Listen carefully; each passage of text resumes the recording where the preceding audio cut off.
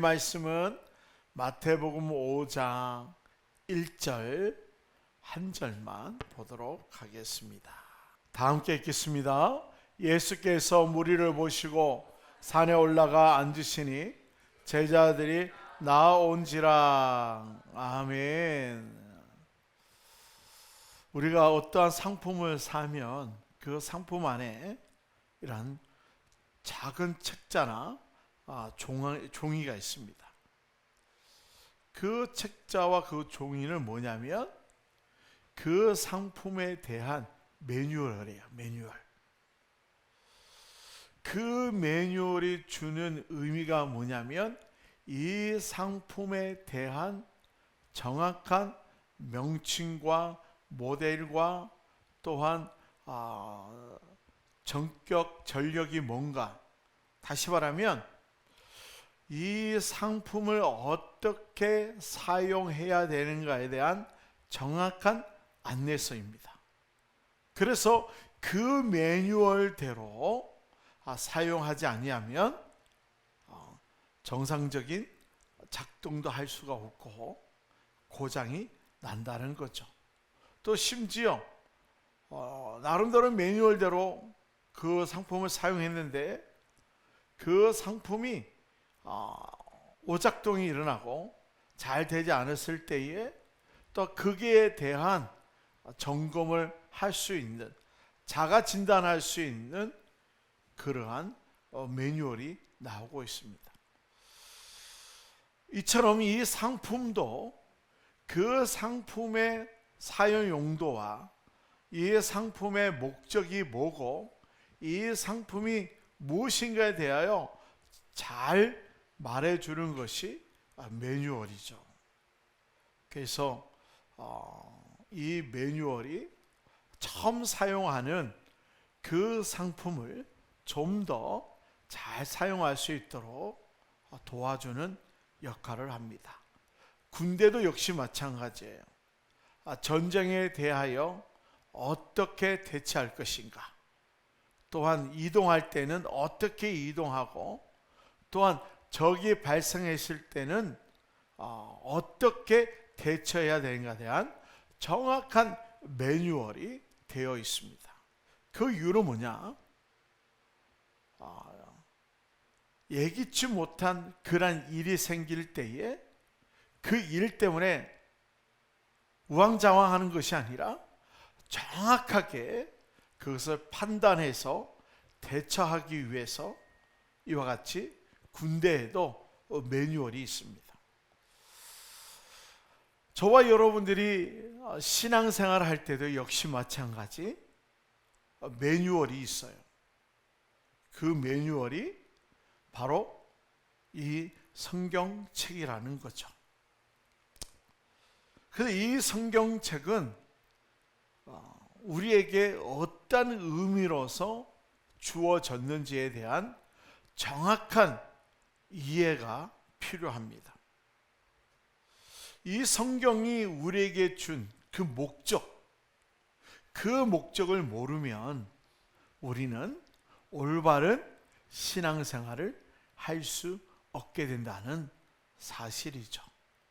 앞으로 우리는 이 마태복음 5장, 6장, 7장을 볼 거예요. 이 마태복음 5장, 6장, 7장을 통해서 이 마태복음 5장, 6장, 7장이 우리에게 무엇을 말씀해 주고자 하는지에 대한 정확한 은혜를 누리는 그러한 시간이 되기를 원합니다. 대부분 이 마태복음 5장, 6장, 7장을 일반적으로 이 말씀을 뭐라고 부르냐? 산상수훈이라 이렇게 부릅니다. 그런데 우리가 지금 질문 하나를 던져보려고 합니다. 왜 이것을 산상수훈이라 부를까? 왜 산상수훈이라고 부르게 된 이유가 무엇일까? 이것에 대한 정확한 의미를 알아야 합니다. 오늘 마태복음 5장 1절에 나오고 있죠. 예수님께서 무리를 보시고 산에 올라가 앉으셔서 말씀을 전할 때에 제자들이 나오죠. 또 제자들이 나왔을 때에 말씀을 하죠. 그래서 많은 사람들은 이 말씀을 예수님이 산에서 하신 교훈의 말씀이다, 이런 의미로 산상수훈이라고 불렀다는 거죠. 다시 말하면 산에서 예수님이 말씀을 증거했다. 그래서 산상수훈이라고 부르게 되었다는 거죠. 예수님은 산에서만 말씀을 전했을까요? 아니에요. 들판 안에서도 말씀을 전하고, 집 안에서도 말씀 전하고, 해당에서 말씀을 전하고, 심지어 배 위에서 말씀을 전했습니다. 여기서 우리가 한번 생각해 볼 것은, 그럼 예수님이 배 위에서 말씀을 전했으면 우리는 어떠한 제목을 붙여야 되겠어요? 선상수훈이라고 그렇게 불러야 되겠죠. 그런데 여기서 중요한 것이 있습니다. 우리가 이 말씀을 어떤 이름으로 부르냐보다 더 중요한 것은 이 말씀의 주인공이 누구냐가 중요하다는 거예요. 예수님이 말씀을 전한 장소가 중요한 것이 아니라는 거예요. 이 말씀의 주인공이 누구냐, 중요하죠. 사랑하는 성도 여러분, 우리는 성경을 어떻게 읽고 있습니까? 우리는 성경 읽으면서 가장 먼저 이런 질문을 합니다. 나는 어떻게 살아야 하는가? 그러면서 더 겸손하게 살아야지, 더 착하게 살아야지, 말씀을 더 잘 지켜야지. 물론 이런 생각 자체가 나쁜 것은 아니에요. 그런데 문제가 있습니다. 성경을 읽는 첫 출발점이 나의 행위로 되어버릴 가능성이 높다는 거예요. 성경이 있는 첫 출발점이 나의 행위가 되어버리면 어떻게 되냐면, 성경을 읽으면서 계속해서 자기 자신에게 점수를 매긴다는 거예요. 나는 오늘 말씀을 잘 지켰는가? 나는 오늘 얼마나 착하게 살았는가? 나는 다른 사람보다 더 의롭게 살고 있는가? 이러한 자기 자신에 대한 평가를 하죠. 그러면 나름대로 잘했다 이렇게 평가를 내리면 교만해지는 거고, 반대로 내가 그렇게 살지 못했네 이라면 자책하고 낙심하고 만다는 거죠. 그래서 결국 신앙생활이 은혜를 누리는 것이 아니라 자기 자신을 평가하는 일이 되어버린다는 거죠. 구원도 은혜 받은 선물이 아니라 내가 열심히 노력해서 얻은 성과처럼, 대가처럼 생각하게 된다는 겁니다. 그런데 예수님께서는 성경에 전혀 다르게 말씀하셨죠. 요한복음 5장 39절에 보면, 너희가 성경에서 영생을 얻는 줄 생각하고 성경을 연구하거니와 이 성경이 곧 내게 대하여 증언하는 것이니라. 예수께서 뭐라고 말씀하셨어요? 이 성경이 곧 자기 자신에 대한, 바로 예수님에 대한 증언하는 것이다. 예수님을 말하는 것이다.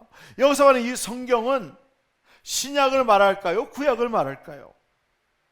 구약을 말하는 거예요. 왜? 신약은 아직 기록되지 않고 구약만 기록되어 있기 때문에 그렇습니다. 성경의 중심은 내가 아닙니다. 성경의 중심은 바로 예수님이에요. 성경의 핵심은 내가 어떻게 착하게 살아야 하는지를 먼저 보여주는 것이 아니라 성경은 예수님이 누구신지, 예수님께서 무엇을 하셨는지를 보여주는 것입니다. 그러므로 마태복음 5장에서 7장까지 이 말씀도 우리가 이렇게 읽어야 되는 겁니다. 내가 무엇을 해야 하지가 아니라 이 말씀에서 예수님이 누구신가, 예수님은 무엇을 하시는가, 이 질문을 갖고 성경을 읽어야 합니다. 왜 많은 사람들이 마태복음 5장, 7장을 윤리로 읽는 이유가 무엇입니까? 사람의 마음에는요, 누구에게나 이런 마음이 있어요. 올바르게 살아야지, 깨끗하게 살아야지, 정직하게 살아야지, 나름대로 그러한 추구하는 마음을 갖고 살죠. 그런데 그 마음 먹은 대로 되나요? 마음 먹은 대로 올바르게, 착하게, 정직하게 살지 못하죠. 하지만 인간은 늘 그 마음속에 이렇게 올바르게 살아야지 이란 마음을 갖고 살고 생각합니다. 그래서 성경을 읽으면서 자연스럽게 그 말씀을 지켜야 한다고 생각한다는 거죠. 이렇게 말씀하셨으니까 이렇게 살아야지. 저렇게 말씀하셨으니까 저렇게 살아야 되는구나. 그러면서 그 말씀을 갖고 내 삶에 내가 해야 할 일로 생각하며 살아갑니다. 그러다 보면 어떠한 일이 생기냐면 신앙생활의 중심이 바로 예수님에게서 나에게로 이동한다는 거예요. 다시 말하면 신앙의 중심이 바로 예수님이 아니라 내가 될 가능성이 매우 높고, 그러다 보면 점점 예수님 시대의 종교 지도자와 바리새인들과 서기관들과 다를 바가 없는 그러한 신앙생활을 하죠. 많은 믿음의 사람들은 그렇게 생각합니다. 나는 바리새인이 아니라고, 나는 사두개인이 아니라고, 나는 종교 지도자가 아니라고, 나는 올바르게 신앙생활하는 자라고 그렇게 착각하며 신앙생활을 할 가능성이 높다는 겁니다. 처음에는 예수님을 믿었습니다. 근데 어느 순간부터 나는 얼마나 잘 믿고 있는가 이렇게 생각을 합니다. 그렇잖아요. 처음에는 예수님의 은혜를 바라봤습니다. 근데 어느 순간부터 나는 얼마나 말씀을 잘 지키고 있는가 그렇게 바라봅니다. 그러면 신앙은 은혜 안에서 누리는 구원이 아니라 구원을 얻기 위한 인간의 노력으로 어떻게 돼요? 변질이 된다는 거예요. 예수님을 바라보는 자리에서 벗어나서 올바르게 사는 방법과 인간의 행위에 집중하게 된다는 거예요. 이것이 마태복음 5장 7장을 윤리로만 읽을 때 발생하는 문제라는 거예요. 마음이 가난해야 되는구나. 애통해야 되는구나. 온유해야 되는구나. 이렇게 생각하며 내가 그러한 자가 되어야만 복받고 천국 갈 수 있구나. 이렇게 자기 자신에게 대입해서 그렇게 살아야 된다고 생각하고 있죠. 하지만 사랑하는 성도 여러분, 예수님께서 알려주시는 성경 읽기의 방향이 있어요. 그 방향이 뭐냐? 바로 예수님은 성경을 연구하는 모든 사람들에게 정확하게 말씀하셨어요. 성경이 자신에 대하여 증언한다고 말씀하셨어요.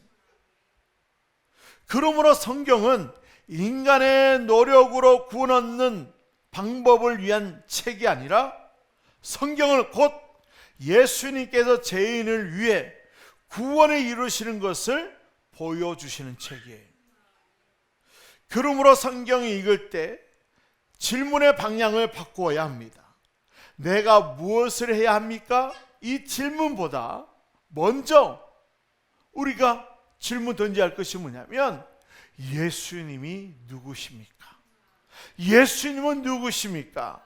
예수님께서 나를 위해서 무엇을 하셨습니까? 또한 예수님이 나를 위하여 무엇을 하셨습니까?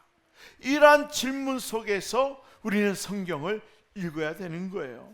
이것이 바로 예수님 중심으로 성경을 읽는 것입니다.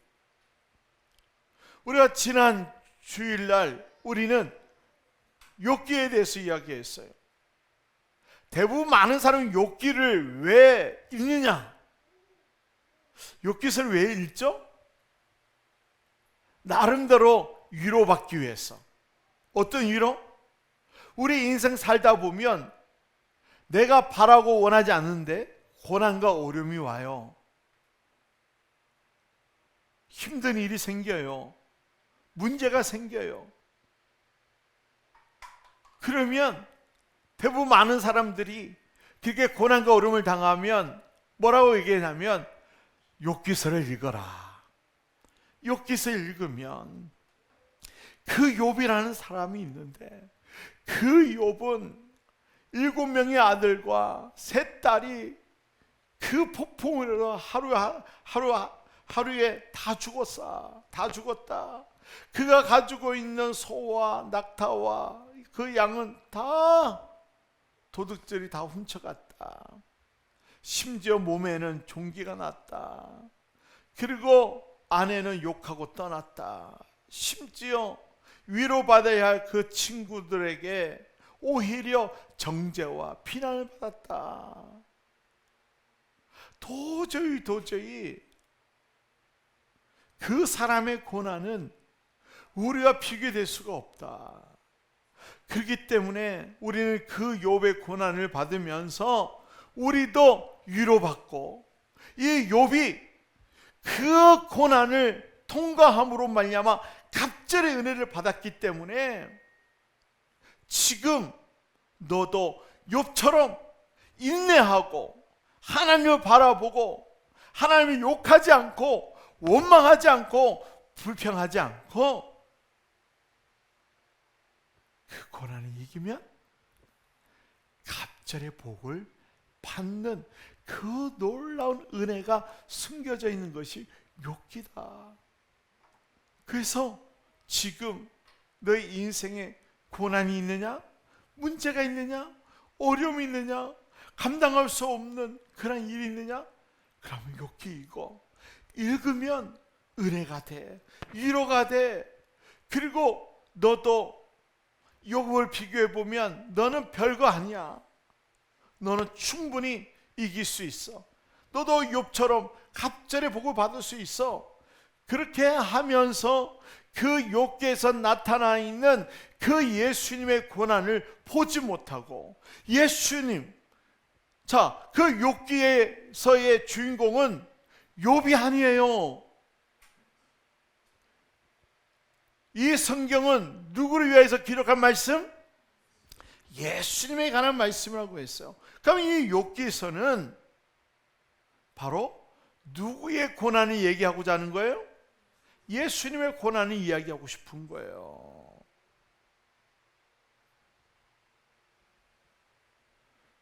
그렇기 때문에 우리 이 성경에 왜 예수님 왜 고난을 왜 받으셨느냐? 저와 여러분들을 구원해 주시려고, 죄의 문제를 해결해 주셔서 저와 여러분의 인생에 예수로 행복하고 예수로 기뻐하고 예수로 살아가는 인생이 되어서 예수님이 주시는 그 은혜를 공급받으며 살기를 원하셔서 예수님 고난 받으신 거예요. 하나님께서 이 아담과 하와를 만드실 때에 그들의 인생에 자기 힘으로 자기의 노력으로 인생을 살아가는 인생으로 만들지 않았어요. 모든 것 다 하나님께서 만들어 놓으신 그 모든 것을 누리고 감사하고 기뻐하고 이 모든 것이 다 하나님의 은혜라고, 다 하나님 것이라고 인정하며 살아가기를 원했어요. 그래서 이 아담과 하와는 늘 하나님을 칭송했어요. 하나님의 은혜를 찬양했어요.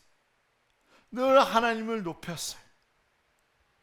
그런데 인간이 자기들도 하나님처럼 칭송받는 자가 되고 싶어 했어요. 그 하나님처럼 대단한 사람처럼 되고 싶었어요. 자기 인생의 하나님처럼 결정자가 되고 싶은 거예요. 자기 인생에 자기가 주권자가 되고 싶은 거예요. 자기가 원하는 거, 하나님의 베풀어 주신 그 은혜 속에 살기보다는 내가 만들어가는 세상, 내가 만들어가는 인생을 살고 싶은 거예요. 내 속에 오른 대로 살고 싶은 거예요. 그래서 선하게 알게 하는 실과를 따먹고 난 후에 인간은 이제는 자기가 결정하며 인생을 살아가는 그런 인생이 되었어요. 이거를 쉽게 얘기하면 모든 일에 선택하며 살아가는 인생이 되었다는 거예요. 여러분들이 남편을 누가 선택했어요? 따지고 보면 뭐 배우에는 하나님 계시지만 내가 선택한 거예요. 따지고 보면 오늘 점심 뭐 먹을까? 메뉴를 누가 선택했어요? 오늘 밥을 준비한 사람이 선택했겠죠. 나름대로 인간은 선택하며 사는 거예요. 선택하며. 여러분 여기 앉으면서 그냥 오늘도 피곤한데 그냥 대충 그냥 예배 드리고 가자, 이렇게 선택은 누가 선택하는 거예요? 내가 선택하는 거예요. 그래서 인간은 그 선택 때문에 나름대로 인생에 어려움도 보지만 또한 잘 선택함으로 말미암아 행복을 누리죠. 그런데 인간의 선택은 늘 후회합니다. 결혼식 때에 그 남편을 보면서 내가 저 남자를 잘 선택했구나, 또 아내를 보면서 이야, 이렇게 아름다운 여인을 내가 잘 선택했구나, 이렇게 하면서 선택 잘했다고 하지만 인생을 살다 보니까 내가 왜 저 놈을 선택했지?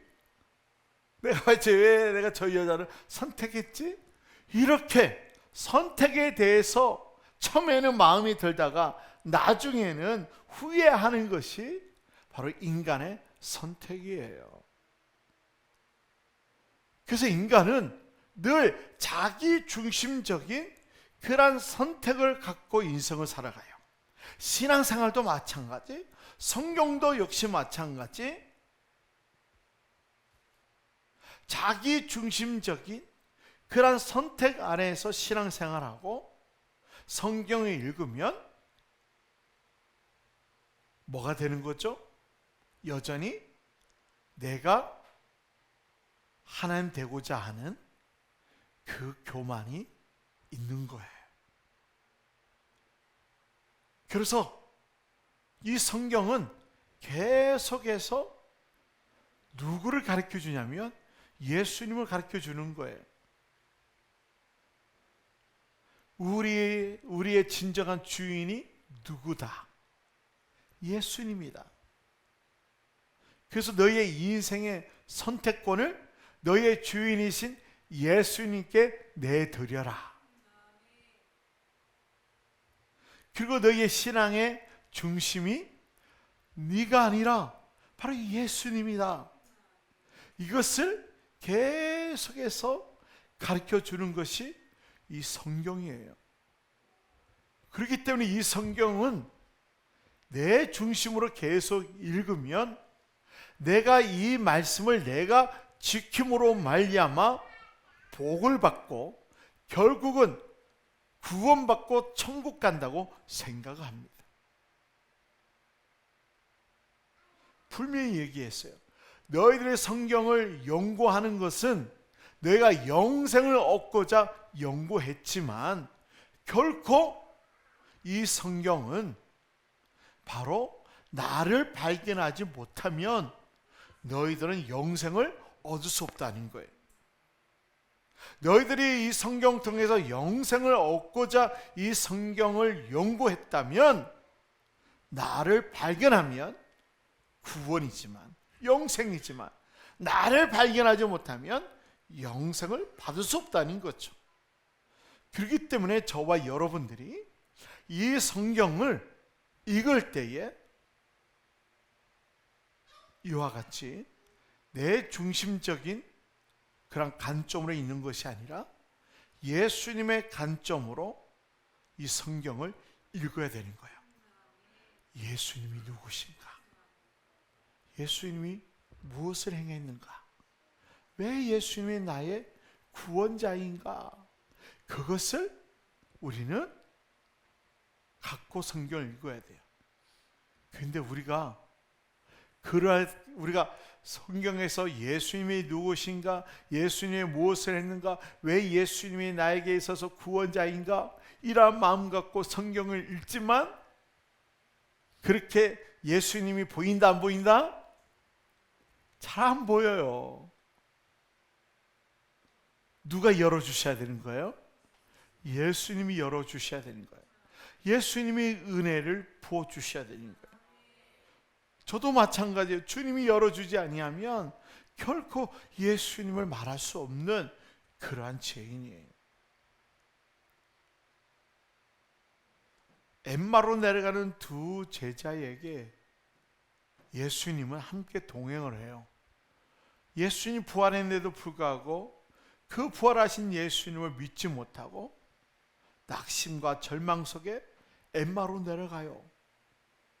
이때 예수님은 오리를 가고자 하는 그들에게 심리라도 함께 가서 예수님이 누구신가를 가르쳐주고 싶으신 거예요. 그래서 예수님이 그들에게 이야기를 하시죠. 그들에게 이야기합니다. 미련하고 선지자들이 말한 모든 것을 마음에 더디 믿는 자들이여 그리스도가 이런 권한을 받고 자기의 영광에 들어가야 할 것이 아니냐 하시고 이에 모세와 모든 선지자의 글로 시작하여 모든 성경에 쓴 바 자기에 관한 것을 자세히 설명하시니라. 두 제자에게 모세 오경뿐만 아니라 모든 선지서, 시편, 그 모든 성경에 있는 그 모든 말씀이 자기에 관한 말씀이라는 것을 자세히 설명해 주었어요. 그리고 그들이 예수님과 함께 떡을 떼었을 때에 그때 눈이 밝아졌어요. 그리고 그때 깨달았어요. 자기들과 함께 했던 분이 누구라고? 예수님이라고. 이처럼 예수님이 가르쳐 주셔야 돼요. 우리는 이 엠마로 내려가는 두 제자와 다를 바가 없어요. 주님이 열어주지 아니하면 우리는 알 수가 없어요. 우리 인생이 일하는 수많은 문제, 그 원인, 그 이유 아세요? 모르잖아요. 왜 이런 문제가 왜 생겼는지, 왜 나에게 이런 질병이 왜 생겼는지, 왜 내 인생에 왜 이렇게 꼬였는지 그 이유를 잘 모르잖아요. 이러한 우리의 인생도 잘 모르는 우리가 어떻게 성경에서 예수님을 알 수 있겠어요? 예수님이 열어주셔야 돼요. 그래서 우리가 주님 앞에 나와서 무엇을 구해야 되냐면 예수님을 모른다고 구해야 되는 거죠. 예수를 모르는 죄인이고 예수를 알기를 원한다고. 여러분, 예수님을 알면 우리 인생의 문제도 이해가 되고 깨닫게 되는 거예요. 그래서 우리 인생의 주관자이시고 주인이신 그 예수님을 알게 되면 이제는 내 노력과 내 수고가 아닌 전적인 주님의 은혜 가운데 살아가는 자라는 것을 알고, 내가 구원받기 위해서 살아가는 인생이 아니라 나에게 구원을 주시고 은혜를 베풀어 주신 그 예수님의 그 은혜 가운데 누리면서 살아가는 거예요. 다시 이야기할게요. 이 불교에서 이 불상 앞에서 많은 사람이 인생의 문제를 갖고 절을 합니다. 108번 내 108번 하고 1000번, 10,000번을 해요. 그 이유가 뭐냐? 뭔가를 얻으려고 하는 거죠. 뭔가를 해결받기를 원하는 거죠. 우리의 신앙생활도 만약에 내가 구원을 얻기 위해서 신앙생활을 하려고 하면 불교와 다를 바가 없어요. 108번 내 1000번 절, 10,000번 절과 다를 바가 없어요. 그러면 내가 뭔가를 얻기 위해서 108번이라는 그 절을 하는 게 쉽겠어요? 1000번 하는 거 쉽겠어요? 10,000번 하는 것이 쉽겠어요? 근데 많은 사람들은 108, 1000, 10,000을 해요. 근데 문제 해결하면 없어요. 그런데 왜 기쁘고 즐거운 마음으로 돌아가는 줄 아세요? 자기 성취감이에요. 내가 이렇게 했기 때문에 문제 해결될 거야. 내가 이렇게 정성스럽게, 내가 이렇게 열심히 했기 때문에 문제는 해결될 거야. 자기 성취고 자기 도치고 또한 자기의 암시예요. 그리고 자신을 위로하고 싶은 거예요. 만약에 내가 1000번을 해야 되는데 999번 하다가 그냥 한 번을 못 하고 그냥 푹 쓰러졌어. 그냥 너무 아쉬워. 너무 아쉬워서 나중에 일이 해결되지 않았네? 그럼 뭐라고 생각하냐? 그때 한 번을 못 해갖고 내가 문제 해결을 못 받았네. 내가 정성이 부족해서 그렇구나. 그때 내가 한 번 더 했으면, 1000번 채웠으면 내가 이 문제를 해결을 받았을 텐데. 이렇게 아쉬움을 해요. 반대로 내가 1000번 했는데 문제가 해결되지 않았어. 근데 늘 기대하고 있어요. 문제 해결될 거야. 1000번 했잖아. 기다리자. 이런 마음 갖고 기다리죠.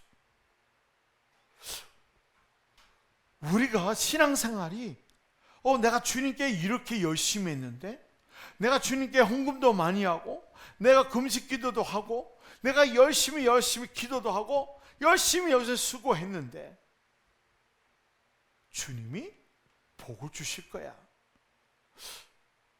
내가 더 한 번 더 했을까? 빨리 응답받으려면 내가 더 열심히 노력해볼까? 한번? 작정기도 한번 해봐? 이번에는 100일 했으니까 요번에는 아침 금식하고 100일 해야 되겠다. 이렇게 하면서 또 수고하죠.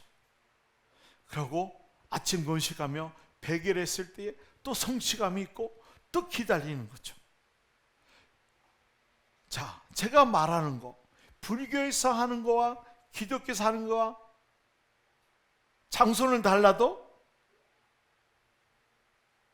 방법은 비슷하죠. 이게 주님이 원하는 게 아니에요.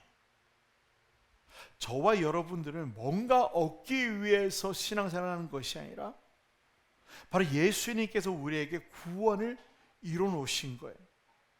저와 여러분들이 이 땅에서 예수님과 누린다는 것은 매우 중요한 거예요. 다시 말하면 예수님이 우리에게 구원을 베풀어 주신 그 놀라운 은혜를 누리는 거예요. 우리가 아무것도 안 한다는 얘기는 아니에요. 우리의 삶의 주인공이 누구인가? 예수님이에요. 왜? 우리는 그분으로부터 지음을 받은 피조물이기 때문에 그래요. 저와 여러분이 이 땅에 살아가면서 내가 주인된 삶을 살는 것보다 예수님이 주인된 삶을 살면 늘 주님께서 살아계셔서 알파와 오메가 되신 그 예수님께서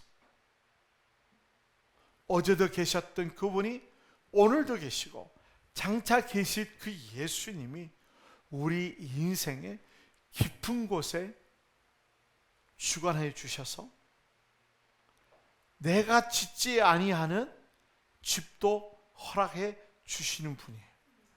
내가 노력하지 않은데도 주님이 주시는 은혜가 있어요. 그것이 운이라고 생각하면 운이고, 그것이 주님의 놀라운 역사라고 인정하면 주님의 역사고, 예수를 알면 예수님이 하셨다는 것을 깨닫게 되고 믿어지게 됩니다. 그런데 그 예수님 모르면 운으로 생각해요. 그냥 되어진 일로 생각을 해요. 그러면 운으로 생각하면 늘 운빨로 살라고 그래요. 하지만 예수로 되어졌다는 것을 알면 예수님을 누리면서 살아가는 거예요. 예수님과 함께 살아가는 이 인생, 쉽게 얘기해서 우리가 태어날 때에 우리와 함께 했던 분이 누구냐? 부모였어요. 부모와 함께 누리는 그 아이 얼마나 행복해요?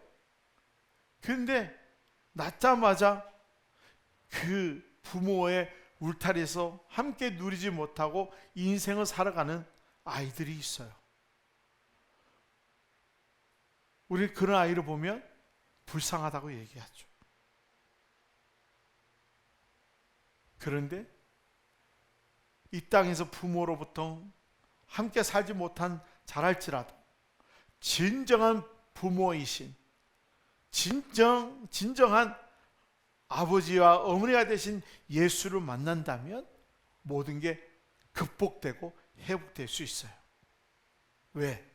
예수님은 우리의 부모보다 더 확실한 분이고 전능하신 분이고 완벽하게 나를 책임질 수 있는 분이기 때문에 그렇습니다. 때로는 부모는 나에게 보호자로서 보호해 주지만 때로는 내게 마음을 아픔도 주고 상처도 줄 수 있는 분이에요. 하지만 우리 예수님은 인생의 플러스도 우리에게 은혜로, 마이너스도 은혜로 바꿔줄 수 있는 그 놀라운 분이시기 때문에 그렇습니다.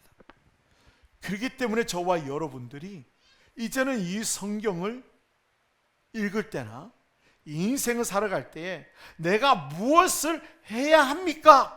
이런 질문 속에서 인생을 살아가는 것이 아니라 성경이 있는 것이 아니라 예수님은 누구십니까?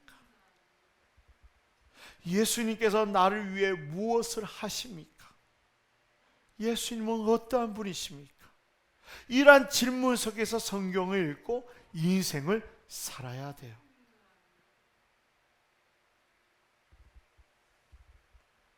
왜 많은 사람들이 이 마태복음 5장, 6장, 7장을 산상수훈이라고 부르는 이유가 뭡니까? 산이라는 그 장소와 교훈이라는 형식을 강조하기 때문에 많은 사람들은 산에서 하신 교훈이라고 믿고 있기 때문에 이거는 내가 무엇을 해야 하는구나 이렇게 생각을 하고 이 말씀을 읽을 때에 내가 지키려고 노력하고 내가 불교처럼 108번뇌를 해야 되고 1000배 해야 되고 10,000배 해야 된다고 생각하고 있어요. 우리는 알아야 됩니다. 결코 우리는 이 마태복음 5장, 6장, 7장을 이와 같이 예수 중심에서 사라지면 예수님께서 좋은 말씀을 주셨으니 이 말씀을 우리가 지켜야 되는구나 이렇게 받아들이면 바로 삶의 중심, 신앙의 중심, 말씀의 중심이 누가 되는 거예요? 내가 되는 겁니다. 그래서 나는 얼마나 잘 지켰는가, 나는 얼마나 의롭게 살았는가, 나는 얼마나 말씀대로 살았는가, 결국 말씀 앞에서 자기 자신을 평가하게 되는 거죠. 그리고 말씀을 지키려고 노력하지만 우리는 매일매일 실패하는 인생을 삽니다. 그러다 보면 말씀의 기준을 낮추기도 하죠. 또 나름대로 말씀을 편법으로 만듭니다. 이 말씀은 그냥 예수님이 그냥 교훈적으로 하신 말씀이야. 이거는 도저히 우리가 지킬 수 없는 말이야. 그냥 좋은 말씀이야. 그리고 말씀을 지키지 못했다는 그 죄책감과 또 말씀을 지켰다는 그런 교만 사이에서 왔다 갔다 하는 인생이 되는 거예요. 그래서 말씀도 살았으면 왠지 모르게 뿌듯한 성취감, 그 맛에 중독이 돼서 계속해서 자기 성취를 얻기 위해서 또 칭찬과 명성을 얻기 위해서 많은 사람들도 칭찬과 박수를 받기 위해서 신앙생활을 하게 된다는 겁니다. 이제는 이 산상수훈에서 이제는 다른 이름으로 바꿔야 됩니다. 이 말씀은 바로 예수님께서 우리에게 구원을 주시기 위해서 당신이 이루어 가실 그 말씀을 하신 말씀이에요. 다시 말하면 율법을 완성하기 위해서 이 말씀을 5장, 6장, 7장을 말씀하신 거예요. 다시 말하면 예수님께서 친히 이루어가야 할 말씀으로 이 말씀을 하신 겁니다.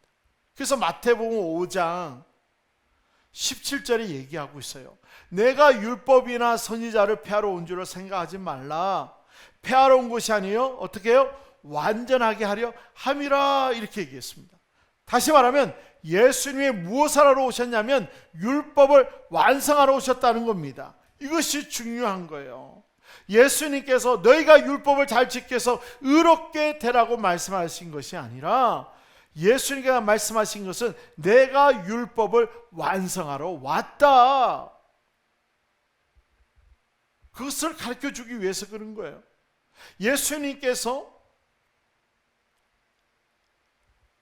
3장에서 세례 요한에게 죄를 전가받고 난 후에 강야에서 사탄의 시험을 당합니다. 근데 예수님 다 이기죠. 그래서 예수님은 흠이 없는 자라는 것을 보여주고 있고 구원을 완성할 수 있는 그런 분이라는 것을 보여주고 있어요. 그래서 예수님은 마태복음 5장, 6장, 7장에서 이렇게 말씀하고 싶은 거예요. 내가 너희를 위해 율법을 완성하겠다. 내가 너희를 위해서 구원을 이루겠다. 바로 예수님의 선언이 그 마태복음 5장, 6장, 7장이라는 거예요. 단순한 윤리의 수준이 아니라 바로 예수님께서 이루실 율법의 완성의 말씀이라는 거예요. 여러분, 율법을 완성한다는 것은 율법을 온전히 지킨다는 거잖아요. 여러분, 율법을 온전히 지키면 구원받아요, 못 받아요? 율법을 완벽하게 온전히 지키면 구원받아요, 못 받아요? 구원받아요. 왜? 율법을 하나님부터 왔기 때문에. 그런데 범죄하는 인간은 율법을 완전히 지켜요, 못 지켜요? 못 지켜요. 그래서 예수님께서 바리새인들은 자기들 율법을 다 지킨 걸로 알고 있어. 그러니까 예수님이 율법을 주신 예수님이 율법을 재해석을 하잖아요. 살인이란 것은 뭐냐? 칼을 들어서 사람을 딱 죽이는 것만 살인이냐? 아니다. 형제에게 이 돌대가리야, 이 나가라, 이 멍청한 놈아, 막 이렇게 욕을 하는 것도 살인이다. 간음도 마찬가지죠. 여자를 음욕을 품는 것도 간음이다.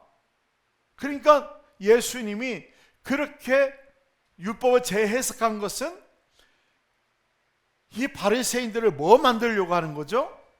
죄인 만들려고 하는 거예요. 죄인. 왜 그들을 뭐라고 생각하고 있어요? 의인이라고 생각하고 있거든요. 그래서 넉넉히 자기들은 예수 없어도 율법을 지키기 때문에 구원받을 수 있다고 생각하는 거예요. 저와 여러분들이 예수 없이는 구원 못 받아요. 내가 40년, 50년, 60년 신앙생활 했기 때문에 구원받을 거라고 생각하는 것은 착각이에요. 바리새인들이 그렇게 생각한 거예요. 율법을 지켰기 때문에 그래도 내가 교회를 위해서, 내가 하나님 나라를 위해서 내가 어떻게 했는데 나는 구원받을 수 있어요. 우리 장로님도 교회도 세우시고 늘 새벽마다 밤마다 이렇게 기도하시는데 장로님이 구원 못 받으면 누가 구원 받겠습니까? 그렇게 하셨는데, 근데 그 구원은 내가 그렇게 한다고 해서 구원받는 게 아니라 누가 허락해 줘야 돼요? 예수님이 허락해 주셔야 되는 거예요. 그러니까 예수님 시대 때에 그 율법과 계명을 지킨 자들에게 칭송하고 박수 쳐주고, 그래 잘했다, 네가 그렇게 살아서 너 구원받는다, 그렇게 말씀하지 않았어요? 오히려 뭐라고 해요? 독사의 새끼들아 얘기하고 너희 아비는 마귀라고 얘기하고 있어요. 독사의 새끼라는 얘기는 뭐예요? 마귀 새끼라는 거야. 마귀의 자녀라는 거예요. 얼마나 자기는 하나님의 자녀인 줄 알았는데, 예수님이 그렇게 이야기한 것은 그들의 마음을 그렇게 해서라도 돌이키고 싶으신 거예요. 여러분, 팔복도 역시 마찬가지예요. 마태복음 5장 3절에서 12절에 보면 흔히들 팔복이라고 하죠. 팔복. 그렇죠? 우리 대한민국 사람처럼, 한국 사람처럼 복 좋아하는 사람 없잖아요. 우리나라 사람보다 복을 더 좋아하는 사람이 중국 사람이더라고. 그래서 중국집을 가면 복자를 어떻게 하는 줄 아세요? 거꾸로 나, 거꾸로. 왜요? 복이 쏟아지라고. 우리는 그 정도는 아니잖아요. 그럼 우리 복자는 그냥 복자 세워놓는데 거기는 복을 거꾸로 하고 복이 쏟아지라고. 인간은요 참 복을 좋아합니다. 그런데 이 팔복을 인간이 실천해야 할 8가지 윤리, 목록으로만 보면 다시 사람 중심이 되는 거예요. 심령이 가난해야 한다, 애통해야 된다, 온유해야 된다, 의에 줄이고 목말라야 된다. 이것이 내가 해야 된다는 것을 알고 늘 자기 자신이 잘 살고 있는지 뭘 살고 있는지에 대한 평가를 하게 된다는 거죠. 하지만 예수님의 중심을 보면 다르게 보인다는 거죠. 예수님께서 죄인을 위해 이루실 구원의 사역을 바라보게 된다는 겁니다. 우리는 팔복을 바라보면서도 인간의 공로로 세우는 자가 아니라 예수님의 사역을 보아야 한다는 거예요. 그래서 우리는 이렇게 고백해야 되는 거예요. 마태복음 5장 7장은 산상수훈이 아니라 뭐예요? 율법 완성이다. 다시, 마태복음 5장 7장은 산상수훈이 아니라 율법 완성이다. 마태복음 5장 3절에서 12절은 팔복이 아니라 예수님의 8가지 사역이다. 8가지 사역. 그리고 그 중심에는 무엇이 있어요? 바로 예수 공로가 있다는 거예요. 그래서 예수님은 윤리교사가 아니라 바로 구원자라는 거예요. 바로 우리에게 구원해 줄 수 있는 유일한 분이에요. 예수님은요, 그들에게 나타내서 그렇게 말씀하지 않았어요. 이렇게 살아라, 더 잘 살아라, 더 어렵게 살아라, 이렇게 말씀하지 않았어요. 수고하고 무거운 다 내게 와라. 나로 말미암지 않고서 너희가 아버지께로 올 자가 없다. 나를 믿어라. 그렇게 이야기하고 있죠. 예수님은 바로 자기 자신을 우리에게 주시고자 이 땅에 오신 분입니다. 사랑하는 성도 여러분, 그러면 우리는 어떻게 살아야 되겠습니까? 목사님, 우리가 아무렇게도 살아도 됩니까? 주님이 다 하셨기 때문에 우리는 아무것도 안 해도 돼요? 그냥 가만히 있으면 됩니까? 기도 안 해도 되고, 찬송도 안 하게 되고, 봉사도 안 하고, 전도도 안 하고, 아무것도 안 하면 됩니까? 그게 아니에요. 중요한 것은 뭐냐면 출발점이 달라진다는 거예요. 나의 행위의 구원의 근거가 아니라 예수의 공로가 구원의 근거가 된다는 거예요. 출발점은 중요하다는 거예요. 내 공로로 신앙생활하는 게 아니라 예수 공로로 시작하자는 거죠. 성경 말씀을 내가 지켜야 되는 말씀이라고 생각하면 구원의 근거가 나에게 있는 거예요.